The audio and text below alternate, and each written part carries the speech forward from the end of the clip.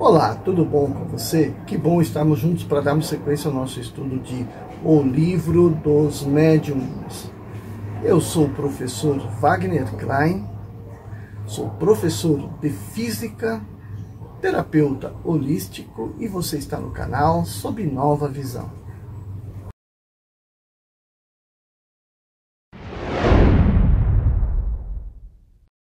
Hoje nós vamos ver o capítulo 12, Pneumatografia ou escrita direta, pneumatofonia. Então vamos lá, escrita direta.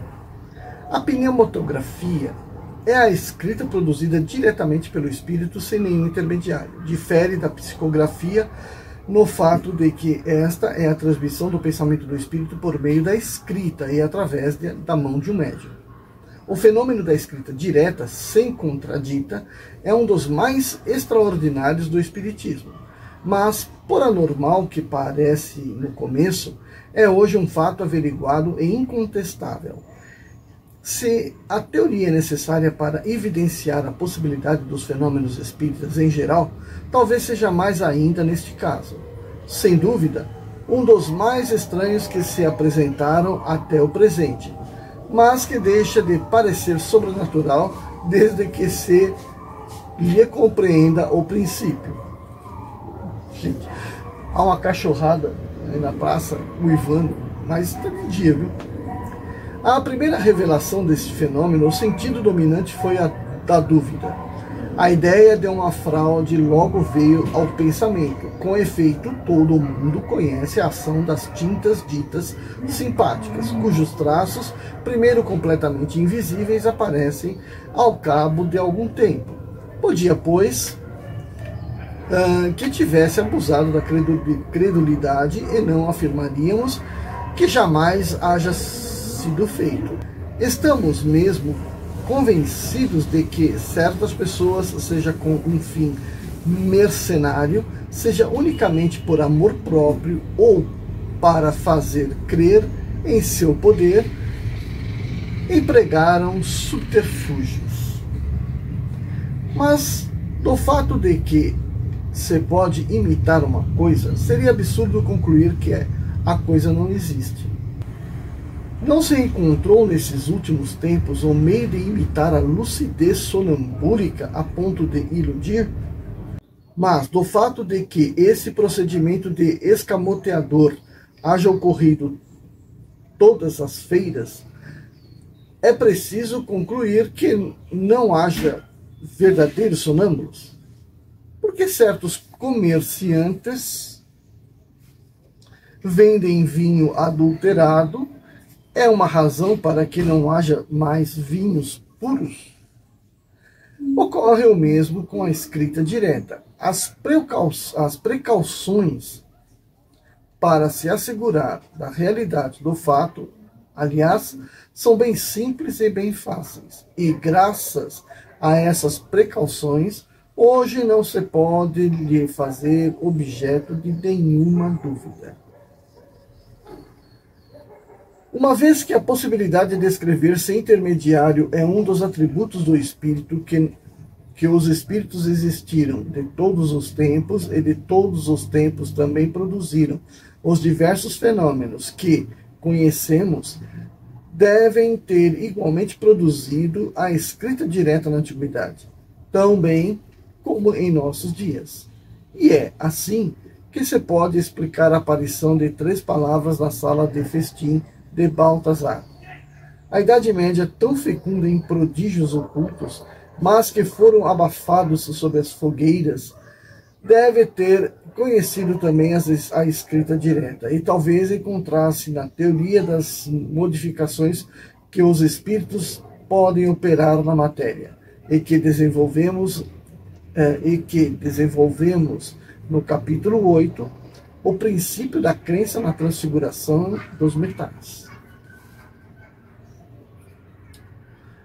Quaisquer que tenham sido os resultados obtidos em diversas épocas, não foi senão depois da vulgarização das manifestações espíritas que se tomou a sério a questão da escrita direta.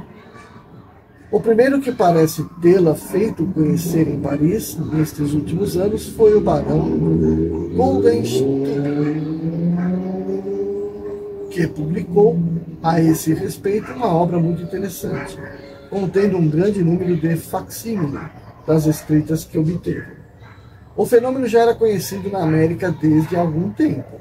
A posição social do Sr. Goldenstube, sua independência, a consideração que desfrutava no mundo mais elevado, descartam incontestavelmente toda superstição de fraude voluntária, porque não pode ter sido movido por nenhum motivo de interesse. Poder-se-ia, quando muito, crer que ele mesmo era joguete de uma ilusão. Mas a isso um fato responde peremptoriamente, que é a obtenção do mesmo fenômeno por outras pessoas, que se cercam de todas as precauções necessárias para evitar todas as fraudes e toda a causa de erro. Bom, então aqui está dizendo, né, que o que sufocava na Idade Média todo efeito, né, que poderia ter sido um fenômeno espírita, era justamente a perseguição, né, àqueles que professassem qualquer coisa desse tipo, né? Seria sempre visto qualquer coisa dessa como demônio e as pessoas como pessoas envolvidas com demônio, né? Então, ele cita aqui, né, sobre fogueiras, que tudo era, no final das conversas, queimados pela igreja, né? Então, mas alguns relatos ainda acabaram passando, né? Foram passando aí, principalmente de boca em boca, o que acabou chegando também, né, aí ao século XIX. A escrita direta se obtém como, em geral, a maioria das manifestações espíritas não espontâneas, pelo reconhecimento, a prece e a evocação. Frequentemente têm sido obtidas nas igrejas, nos túmulos, ao pé de estátuas ou de imagens dos personagens que se chamam. Mas é evidente que o lugar não tem outra influência senão a de provocar um maior recolhimento e uma maior concentração do pensamento, porque está provado que ela pode ser obtida, igualmente sem esses acessórios, e nos lugares mais vulgares, sobre um simples móvel doméstico, se encontram as qualidades morais desejadas, e se desfruta da faculdade medianímica necessária. No princípio, pretendia-se que bastava colocar um lápis com um papel. O fato, então, podia, até certo ponto, explicar-se. Sabia-se que os espíritos operam o movimento e o deslocamento dos objetos, que esses os agarram e os lançam algumas vezes através do espaço. Poderiam, pois, muito bem agarrar o lápis e dele se servirem para traçarem os caracteres, uma vez que lhes dão impulso por intermédio da mão do médium, de uma prancheta e etc. Poderiam igualmente fazê-lo de um modo direto. Mas não se tardou a reconhecer que a presença do lápis não era necessária, e que bastava um simples pedaço de papel dobrado ou não, sobre o qual se encontram, depois de alguns minutos, os caracteres traçados.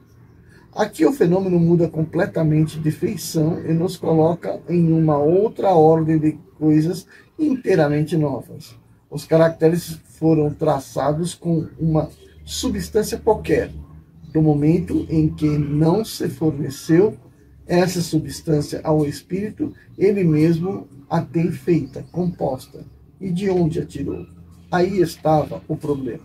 Quando se reportar as explicações dadas no capítulo 8, números 127 e 128, aí se encontrará a teoria completa desse fenômeno. Nessa escrita, o espírito não se serve nem das nossas substâncias, nem dos nossos instrumentos. Ele próprio faz a matéria e os instrumentos dos quais tem necessidade, tirando-o seus materiais do elemento universal primitivo, fazendo-o sofrer por sua vontade as modificações necessárias ao efeito que quer produzir.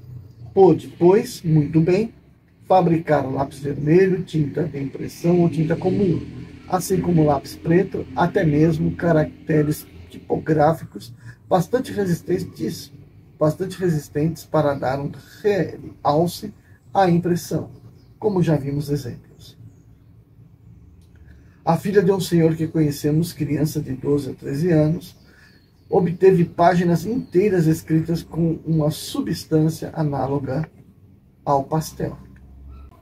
Tal o resultado a que nos conduziu o fenômeno da tabaqueira, reportado no capítulo 7, e sobre o qual já nos estendemos longamente, porque nele vimos ocasião de sondar uma das leis mais sérias do Espiritismo, lei cujo conhecimento pode esclarecer mais de um mistério, mesmo do mundo visível. É assim que de um fato vulgar na aparência pode jorrar a luz. Tudo está em observar com cuidado, e isso é o que cada um pode fazer como nós, quando não se limitar a ver os efeitos sem lhes procurar as causas. Se nossa fé se consolidou dia a dia, foi porque compreendemos.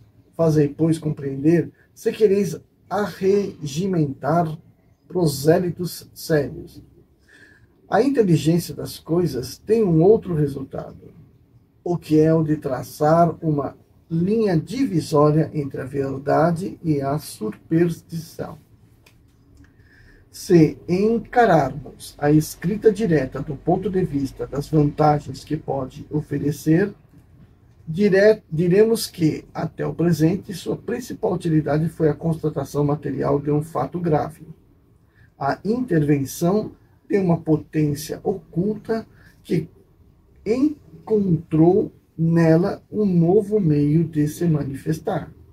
Mas as comunicações que se obtêm assim raramente são extensas, são geralmente espontâneas e limitadas a palavras, sentenças e frequentemente sinais ininteligíveis. Foram obtidas em todas as línguas, em grego, latim, siríaco, em caracteres hieroglíficos e etc.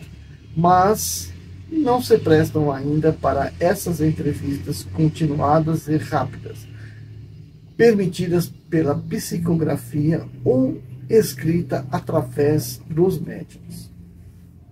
Então, embora fosse, a escrita direta um fenômeno fantástico, porque a gente consegue enxergar ali que o espírito realmente teve a capacidade de produzir aquela tinta para gravação, e gravar como se estivesse simplesmente marcando o papel.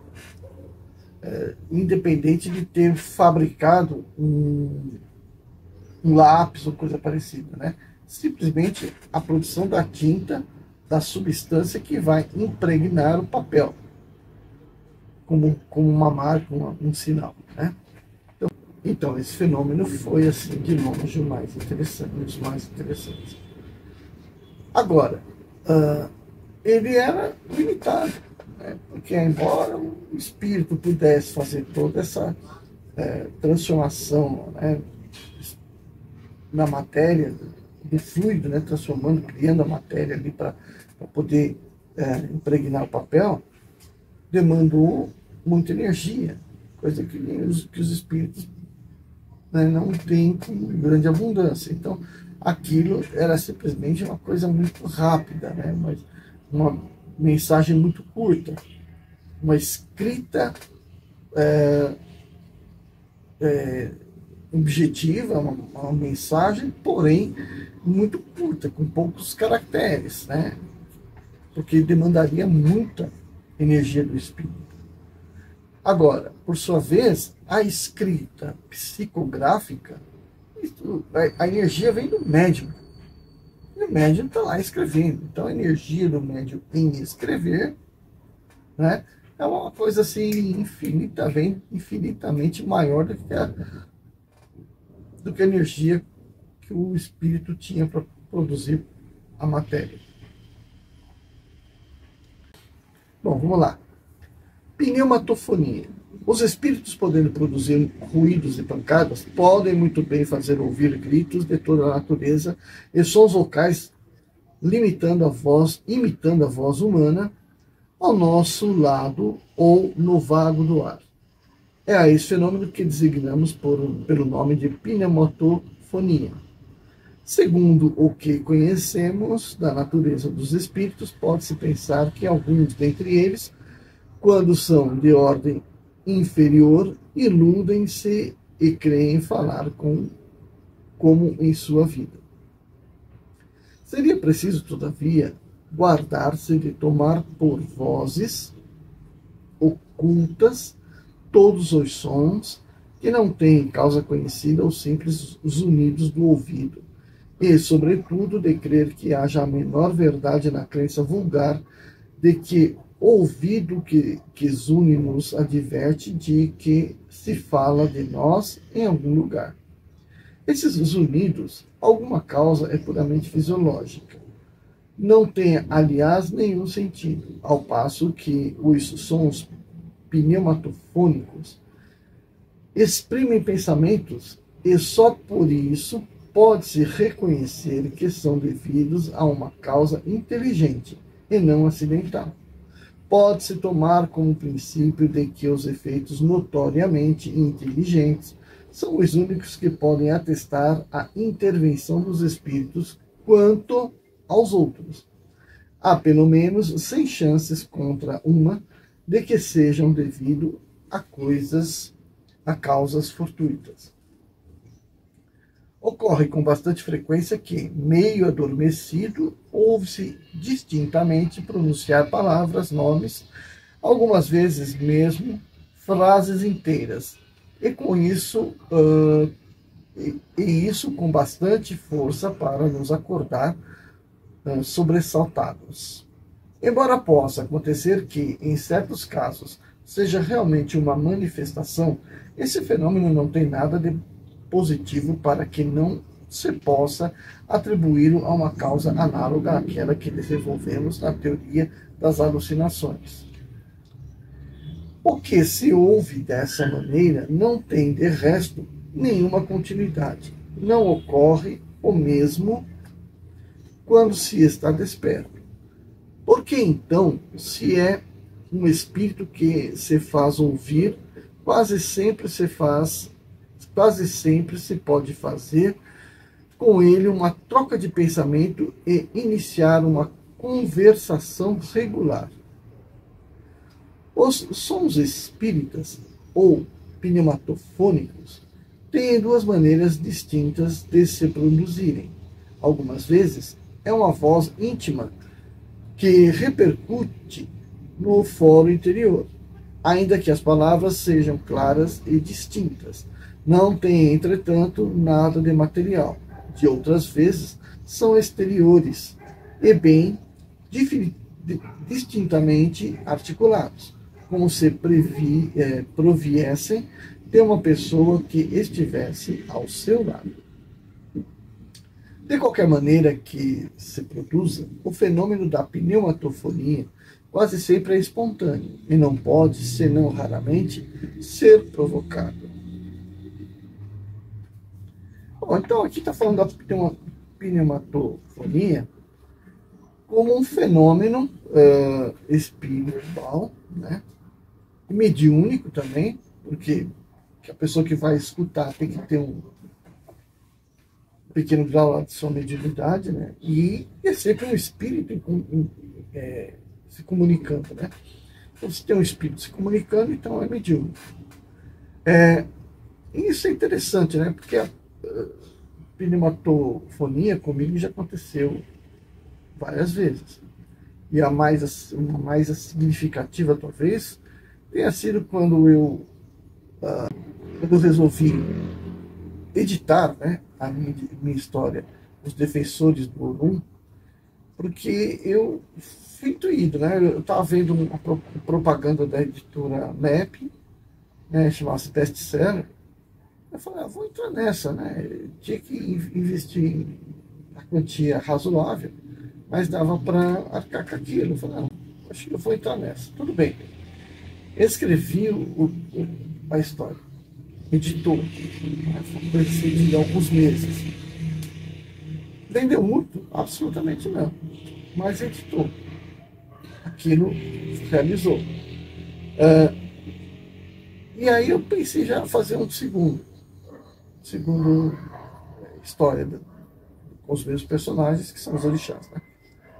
Pensei em fazê-lo. Só que, quando eu comecei a escrever, eu ouvi claramente: por que você vai escrever o segundo se você não acabou o primeiro? E eu falei: como não acabei o primeiro, cara, eu acabei, já até editou. Aí falou: falta fazer um filme. Aquilo na minha cabeça mexeu demais, né? Porque é a época da pandemia e tal.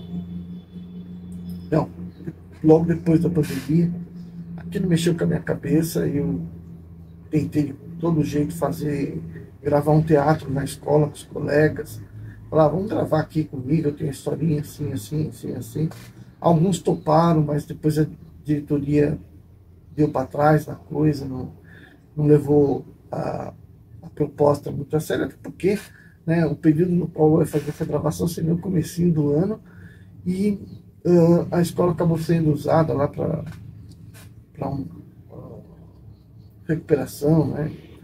Então não houve. Precisava do quê? De uns 2, 3 semanas para fazer aquela gravação. Teve já rapidinho montado, transformado a história, adaptado aquela história num audiovisual. Num filme, né, com roteiro de filme. E eu fiz isso, eu aprendi a fazer isso, aprendi a mexer com iluminação, gravação, tal. Tudo assim, toque de caixa. E não consegui. O que eu fiz? Passei para um plano B, tentei fazer historinha em desenho. Aí fui então atrás dos motores gráficos, e tudo muito caro. De repente tinha o Blender, que é gratuito, baixei aquilo, comecei a fazer, aí esbarrei na dificuldade de fazer o personagem falar, e aí com o Blender era muito difícil, e aí parei aqui, falei: não tem condição. Passou 4, 5 meses, veio a possibilidade de eu fazer, aí então já aposentado, né? Veio a condição de eu tentar usar a inteligência artificial. Falei: vou com isso aqui, vai ficar meio feinho, meio bobinho, meio sem graça, mas é por aí que eu vou ter que ir. E aí no fim, passaram assim 3, 4 meses e fazendo, e finalmente eu coloquei ele aí no YouTube, né? Os Defensores do Orum. Ficou um desenho legal? Não ficou. Ficou um desenho bem meia boca mesmo. Mas a mensagem que está ali dentro, para quem assistir, prestar atenção na mensagem, em vez de prestar atenção nos defeitos, vai ver que é um filme de mensagens espiritualistas, né? E é o que o povo precisa, é o que as pessoas precisam, né? Cumprir com essa parte aí.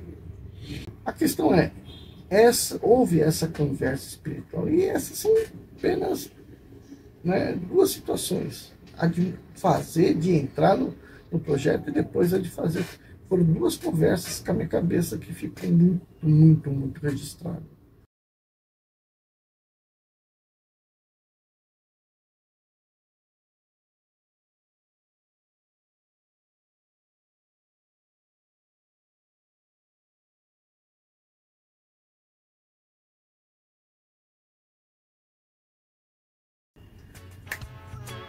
Deixa seu like, se inscreva se não estiver inscrito, responda as questões, e a gente se vê no nosso próximo vídeo. Tchau. Deve a tristeza tirar, e por somente alegria. Sei, oh, sei, oh, sei, oh, mágoa, tristeza e rancor. Quem gosta, eu obsessor.